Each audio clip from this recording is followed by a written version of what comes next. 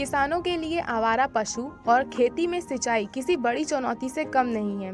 लेकिन क्या कभी आपने सोचा है कि जो आवारा पशु किसानों की फसल को खराब करते हैं, वही आपके लिए इतने कारगर साबित होंगे, जिससे किसानों की फसल में कम लागत लगे और उससे ज़्यादा मुनाफा भी कमाया जा सके। ऐसा हो रहा है क्योंकि लखनऊ के गोसाईगंज इलाके में स्थित नई जेल के पीछे एक फार्म हाउस है, जहां पर आवारा पशुओं की मदद से एक संयंत्र तैयार किया गया है जो बिना बिजली और डीजल के सिंचाई करने का काम करता है। हालांकि इसे रिसर्च के बाद परीक्षण करके तैयार किया गया है, लेकिन अगर केंद्र व राज्य सरकार अपना ध्यान इस तरफ केंद्रित कर दें तो मध्यम वर्गीय किसानों के लिए यह किसी वरदान से कम साबित नहीं होगा।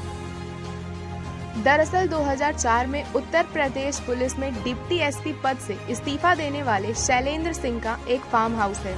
यहाँ प्रवेश करते ही आपको सब कुछ वर्तमान तकनीकी वाली मशीनों से चलने वाली सुविधाएं दिखेंगी, बात चाहे बिजली की हो या फिर खेती की। यही नहीं, यहाँ पर जो गौ आश्रय बना है वो भी अपने आप में किसी बड़ी उपलब्धि से कम नहीं है।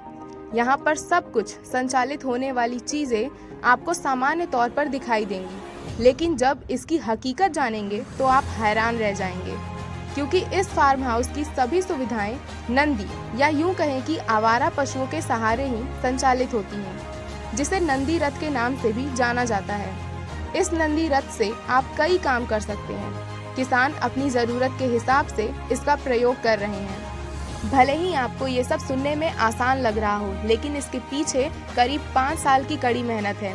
शैलेंद्र सिंह बताते हैं कि जब उन्होंने 2004 में अपनी पुलिस की नौकरी से इस्तीफा दिया था, इसके बाद वो राजनीतिक सफर भी तय करके चुनाव लड़े, लेकिन जीत हासिल नहीं कर सके। हालांकि उन्होंने इस दौरान किसानों की असल समस्या को समझने की कोशिश की।